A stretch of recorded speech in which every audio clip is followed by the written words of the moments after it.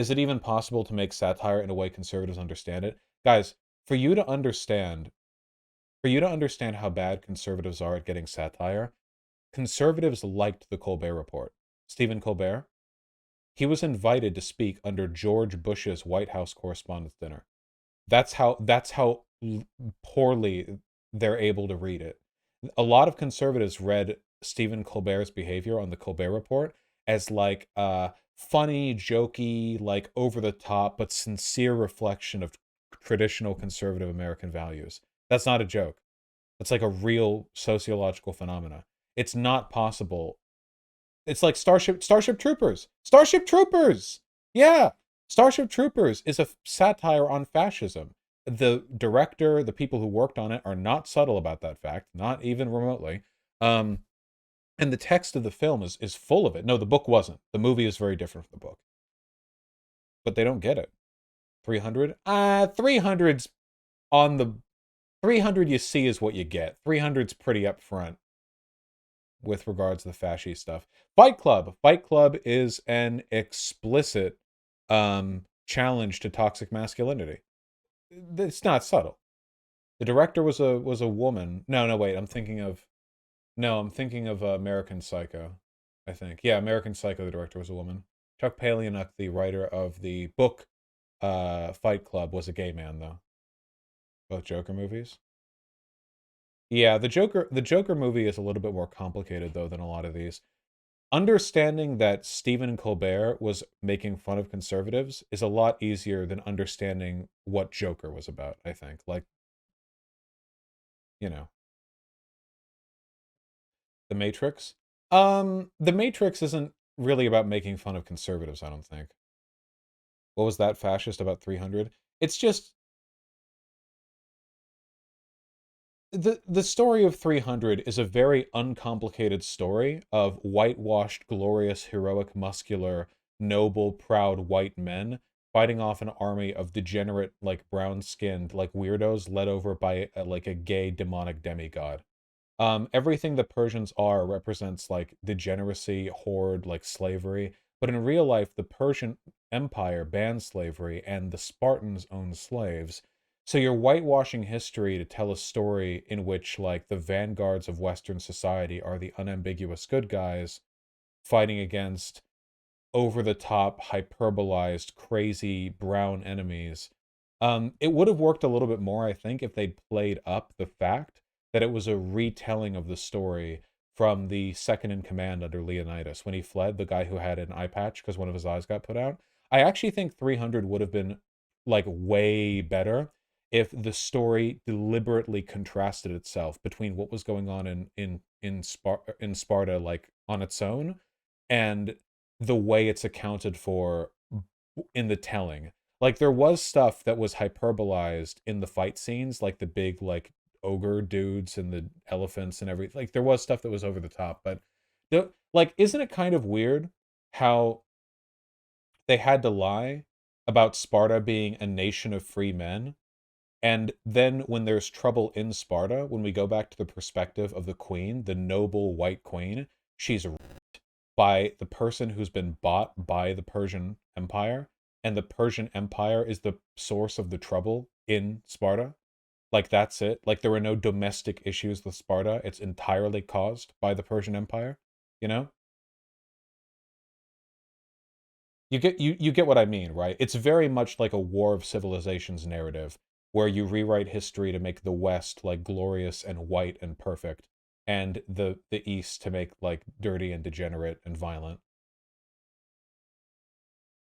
Again, that doesn't mean that you couldn't make a better version of that story. I just feel like it like wouldn't it be kind of interesting if you had like the retelling of the fight from the Spartan soldier, the guy with the eye patch, I'll just call him eye patch.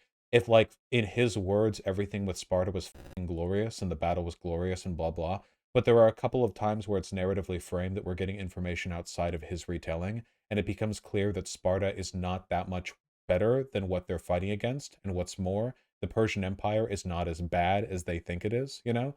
That it's there's kind of like a commentary there on the nature of propaganda and the way in which like we heroize our own stories in order to develop and compound a us versus them narrative.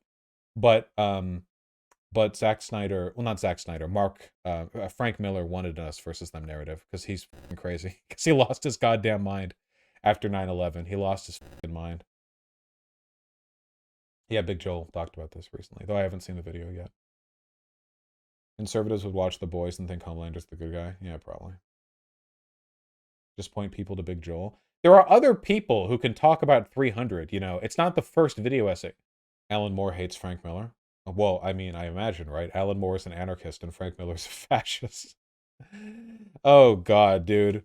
Um Frank Miller, Batman, Taliban. Holy Terror. That's what it was going to be called. Yeah, it was literally going to be Batman takes on the Taliban. Eventually it got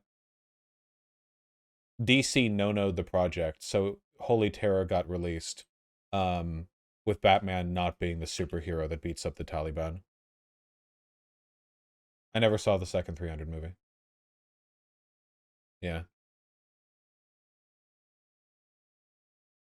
No shot. Yeah, pretty wild. This is so LARPy. Who was the actor who said that if he was on the fucking flight during 9/11, things would have been different? Who was that again? Was that Matt Damon? No, Mark Wahlberg. Thank you. Yeah, Mark Wahlberg. Um, wait, are there two? More people are saying Matt Damon. Wait, did they both do it?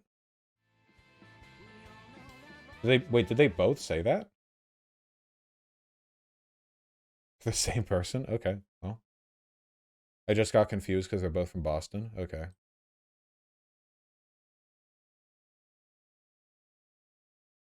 Jesus Christ. Does Frank Miller live in New York or something? I feel like this is a level of brain damage that can only be explained from being at, like, proximity to ground zero.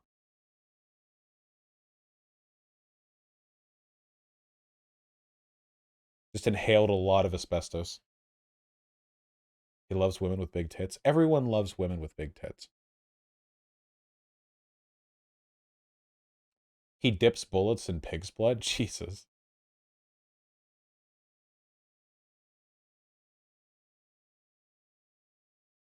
No, I mean big. Yeah, I mean big.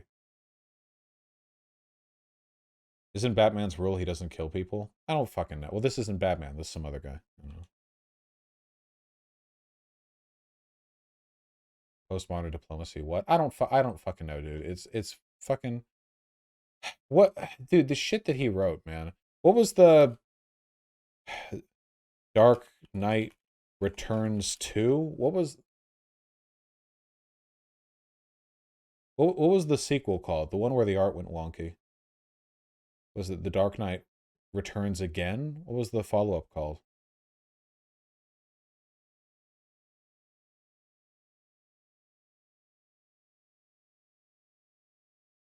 Dark Knight Strikes Again? Gotcha.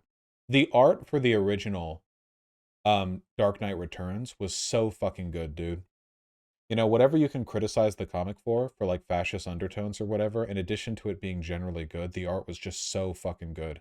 The art was very romantic in the sense that it was built to convey emotion more so than to make logical sense. I think that's one of the things that makes the art stand out. Like hold on. Let me see if I can find a good example here. Um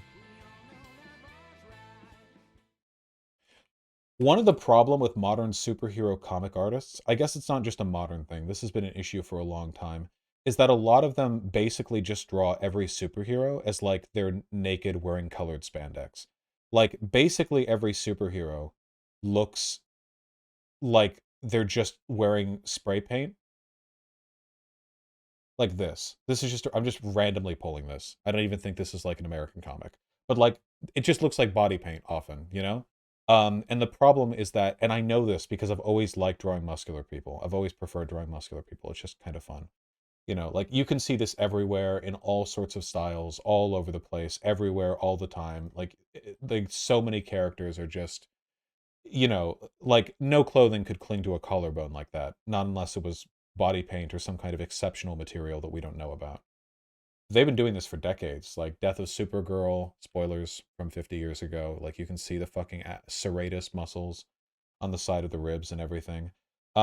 Anyway, the problem, and I know this because I used to draw muscles a lot, is that if you're really, really, really like fixated on drawing accurate muscular anatomy, that often takes precedence over the line of action.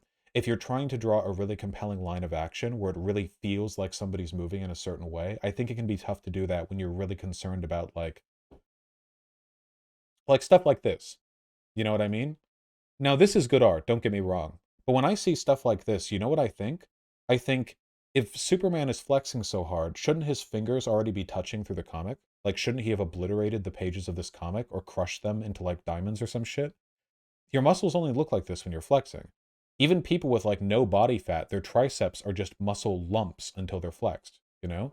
Like, this isn't what muscular people look like when they're not flexing. A muscular person who's chilling will look way less defined than this. And he's wearing clothing too, so um no, he isn't flexing. Well, I know that in the comic he's not flexing, but your muscles would only look like this if you were flexing in real life. And he's got clothing over it. You get what I mean? This is one of the reasons why I've always really, really liked the art of fuck, the guy who did Kingdom Come. Kingdom Come comic, which is one of the best superhero comics. Please stop the stunlock. This is so boring. Fuck you. Alex Ross. Yeah. One of the reasons why I've always liked him is because he has a really strong painterly style and he generally avoids that issue and makes trying to see if I can find it really good. Yeah, here we go.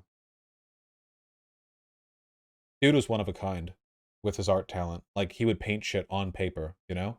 Back in the day when that was the more common, like digital art wasn't as common.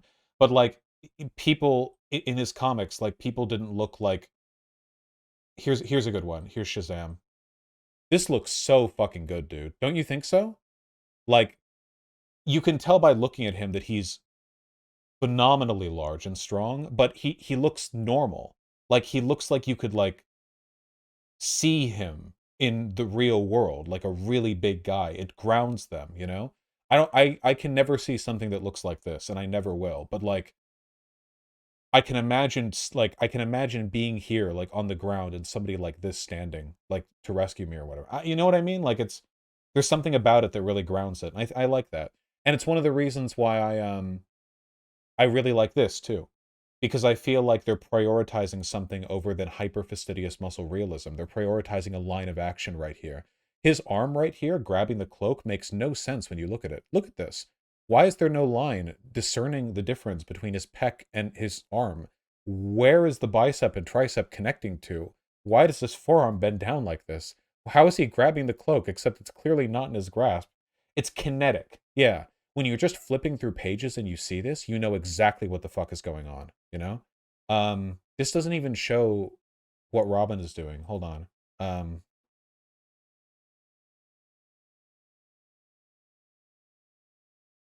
It's a vibe. It's a vibe. Yeah. Here we go. Yeah, this is it was one of the cover photos. The motion in this is immaculate. It is just so good. There's so much that it conveys. Like the kinetic energy, um, the line of action is phenomenal. I love that, you know? You can also tell like how they're leaping from the way their cloaks are moving. Batman's cloak is pointed down, meaning he's still going up, whereas hers is going straight to the side, which means that she's more zooming sideways. His like despite her weighing a third of what he weighs, he's going to move farther than she can. This Robin is a girl. It's future Robin. He's like 60 here.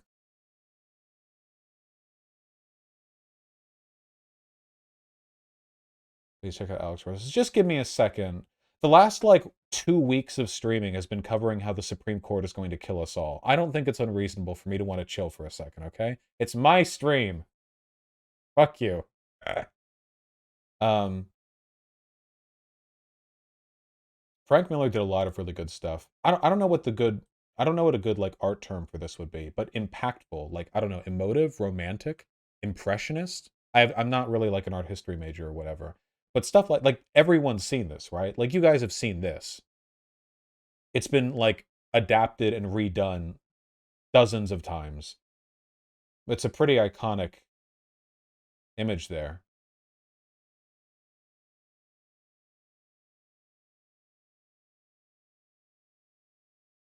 Oh god, dude, it's so fucking good. Holy shit. This is younger Batman on the left and in the middle, I think, before he got older in the comic. Yeah, you can even see with like the muscular definition that the way they shade it is like a sort of, it's like there's a bolt of lightning happening right in front of him, just like it would in one of the TV shows, like the animated show, you know what I mean? Because there's no definition at all right here where the light is hitting because it's facing it, and then you get all the like muscle implied through shadow back here, but it doesn't I don't know, it doesn't look like some hyper fastidious, like super detailed muscle drawing. It looks more like the impression of muscles, if that makes any sense. And so much of it is implied form here. And then you get him when he's older and he's a little bit more rounded and bulkier. And like, dude, God, it just conveys so much. Holy shit. This comic is so fucking good. Like, doesn't this just look so much fucking better than so many of the dorky Batman comics where he just looks like this emotionless blob in a mask? Every time you see him like making an expression in in The Dark Knight Returns, even though he is an emotionless blob in a mask, like basically canonically at that point, fueled by hatred or whatever, like he's pretty fucking expressive. Um, yeah, no, it is good use of negative space and dark shadows. Yeah, it's like not afraid. Like this panel doesn't need anything other than the horizontal lines.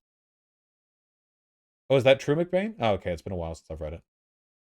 Look up the art for year one. I remember year one. I liked it. This? This is from The Killing Joke. The Killing Joke is exceptional, not for its oh yeah, guys, this art is done by the person who did that Taliban comic that we looked at. Sorry. Yeah, The Killing Joke is exceptional not for its shot composition, like panel by panel, but rather for like its cohesive whole, its paneling, you know? It's like The Killing Joke isn't about big gigantic splash panels with like very emotive strong emotional acting, I think. It's about like setting everything up bit by bit. It's much more meticulous in The Killing Joke. And it's phenomenal. The Killing Joke is really good. In retrospect, Alan Moore has said he wishes he made The Killing Joke less rapey, which is interesting. I don't think it's problematic in The Killing Joke. Sorry, I'm just trying to find a few more. If this is boring, then walk into the ocean. We'll be doing stuff soon. Uh,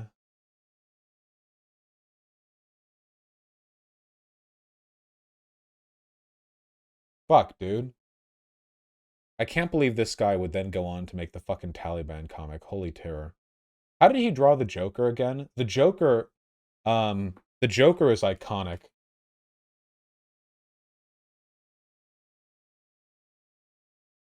This is how they drew the Joker in the goddamn Dark Knight Returns. I don't know why. He was just like Frank Miller was just there and he was like, what if we gave him like an 8-foot wingspan? Fuck yeah. Absolutely, dude. Go for it. Yeah, the Chad Joker. They did a little oopsie whoopsie problematic here though. 100% they did. Um they gay code the living hell out of the Joker in The Dark Knight Returns as a way of juxtaposing him to the masculine Batman. It's not subtle at all. Frank Miller isn't exactly a juggernaut of leftist political theory, so it's not surprising. Yeah, he was. It's definitely fashy. Yeah, you get what I mean though about like the expressiveness, right? It's just like not a total lack of concern, but like a willful disregard for some like necessities of anatomical structure. What the fuck is being drawn over here? Like, don't these two panels right here feel more like a feeling than they do an explicit like depiction of the Joker's face? It feels more like a vibe than anything. Like Batman's face is literally getting drowned out by the laughter because of his muted colors and his like receding pose are contrasted against the Joker who shines even amidst the laughing. It's really good structure. And you have this, which looks so jagged, but like you can see exactly what's going on. Yeah.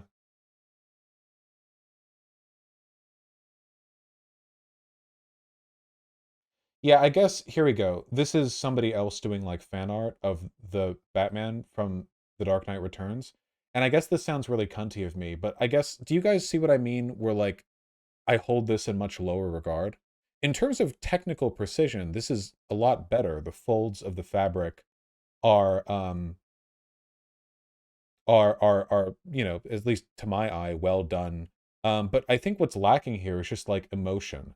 This art feels like a composition, a collection of elements that they knew to put here, that they did put in, and put it in with you know a high degree of fidelity and competence.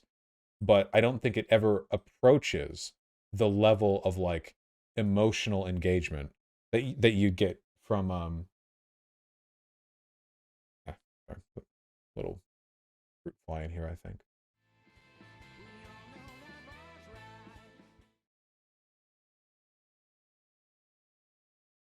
It's true that it being a portrait hurts it in that context. Okay, you get what I mean, right? Can we move on? Will you let me move on? Not that I mind rambling more and more. We talk about Sandman and how beautiful it is. Sandman is very beautiful, 100%. It helps that they were willing to bring like 87 artists onto the project. What about Preacher? Um, Preacher's art is very utilitarian. I'm familiar with All Star Superman. I don't like the story very much, but the art's pretty good. This is what Alex Ross is up to these days. Interesting. His art style seems different. Or is he doing coloring over an inker's work? No, that looks like his ink work. Well, either way, goddamn, that is a lot of color. Holy shit.